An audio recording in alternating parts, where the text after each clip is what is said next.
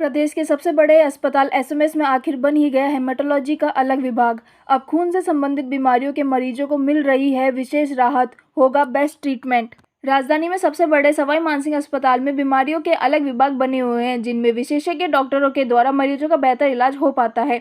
वहीं खून से संबंधित बीमारियों के लिए हेमेटोलॉजी का विभाग नहीं होने से गंभीर बीमारियों से ग्रस्त मरीजों का इलाज भी सामान्य वार्ड में होने से इलाज में कठिनाइयां आ रही थी। लाइलाज समझी जाने वाली सिकल सेल एनीमिया, थैलेसीमिया के साथ ही खून से संबंधित ब्लड कैंसर आदि विभिन्न बीमारियों के इलाज के लिए अलग से विभाग की जरूरत थी, जिनमें बेहतर तरीके से विशेषज्ञ डॉक्टर उनका इलाज कर सके।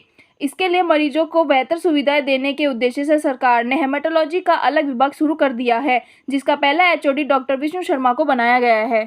जानकारी के अनुसार वर्तमान में करीब 4 से 5% लोग थैलेसीमिया माइनर से ग्रस्त हैं। वहीं 5,000 में से एक हीमोफीलिया ए और करीब 30,000 में से एक व्यक्ति हीमोफीलिया बी से ग्रस्त हैं। विशेषज्ञ का मानना है कि sickle cell anaemia, thalassaemia, haemophilia के साथ ही वर्तमान में बड़ी तेजी से बढ़ रही लोगों के शरीर में प्लेट कम होने की बीमारी, हीमोग्लोबिन बढ़ना, ब्लड कैंसर आदि के साथ ही इम्यूनिटी से संबंधित बीमारियां हेमेटोलॉजी विभाग के अंतर्गत आती हैं और इतनी बड़ी बीमारियों के लिए अब अलग से फंक्शनल डिपार्टमेंट होने से मरीजों का बेहतर इलाज हो पाएगा। एसएमएस अस्पताल में अब तक इन बीमारियों से संबंधित मरीजों को भी सामान्य वार्डों में भर्ती किए जाने से अन्य लोगों को भी संक्रमित होने का खतरा था और इन गंभीर बीमारियों का इलाज भी प्रॉपर तरीके से नहीं हो पा रहा था। ऐसे में राजस्थान सरकार ने पिछले बजट सत्र में एसएमएस में हीमोफीलिया के लिए अलग से विभाग बनाने की स्वीकृति दी थी, जिसमें सरकार की मंशा के अनुरूप चिकित्सा शिक्षा सचिव आईएएस अमरीश कुमार के विशेष प्रयासों से आखिर खून से संबंधित बीमारियों के मरीजों के बेहतर इलाज का रास्ता खुल ही गया। वर्तमान में हेमेटोलॉजी विभाग प्रतापनगर के स्टेट कैंसर भवन में शुरू किया गया है। इसके अलावा प्रत्येक बुधवार को सवाई मानसिंह अस्पताल में धन्वंतरी भवन की चौथी फ्लोर पर भी इन बीमारियों की डेडिकेटेड ओपीडी एम्स दिल्ली से क्लिनिकल हेमेटोलॉजी में DM haematologist doctor Vishnu Sharma की देखरेख में शुरू हो चुकी है। करीब एक माह पहले ही एसएमएस में 20 बेड का डेडिकेटेड डिपार्टमेंट बनाया गया, जहां 2 ब्लड कैंसर पीड़ित मरीजों का सफल बोन मैरो ट्रांसप्लांट भी डॉक्टर विष्णु शर्मा के साथ ही डॉक्टर देवेश पारासर आदि की टीम ने कर दिखाया। यह कदम केंद्र सरकार के 1 जुलाई 2023 को मध्य प्रदेश से शुरू किए गए सिकल सेल एनीमिया को वर्ष 2047 तक खत्म करने के प्रण में भी मील का पत्थर साबित होगा। जयपुर से हेमंत के शर्मा की रिपोर्ट। इसमें हेमेटो का अलग डिपार्टमेंट बना है, क्या बेनिफिट रहेगा मरीजों के लिए? देखो, हेमेटोलॉजी एक नया फील्ड है जिसकी ज़्यादातर बड़े मेडिकल कॉलेजेस में ये विभाग नहीं है। राजस्थान में सरकारी क्षेत्र में ये पहला मेडिकल कॉलेज है, एसएमएस मेडिकल कॉलेज, जहाँ पर ये विभाग शुरू हुआ है। इससे ब्लड से पीड़ित लोग हैं, ब्लड से बीमारी से जो पीड़ित लोग हैं उनको विशेष फायदा होगा। जैसे ब्लड कैंसर है या फिर thalassaemia, haemophilia, sickle cell disease. जैसे हमारी केंद्र सरकार सिकल सेल एलिमिनेशन प्रोग्राम शुरू कर चुकी है, जिसमें उन्होंने लक्ष्य रखा है कि 2047 तक हम भारत को सिकल मुक्त बनाएंगे। तो इन सब क्षेत्रों में ये विभाग अच्छे से काम कर पाएगा और राजस्थान ही नहीं, राजस्थान के आसपास के जो जिले हैं, जो राज्य हैं, उनको भी इसका फायदा मिलेगा। साथ ही जैसे हम बोन मैरो ट्रांसप्लांट कर रहे हैं, उससे भी ज़्यादा से ज़्यादा लोग इससे फायदा उठा पाएंगे।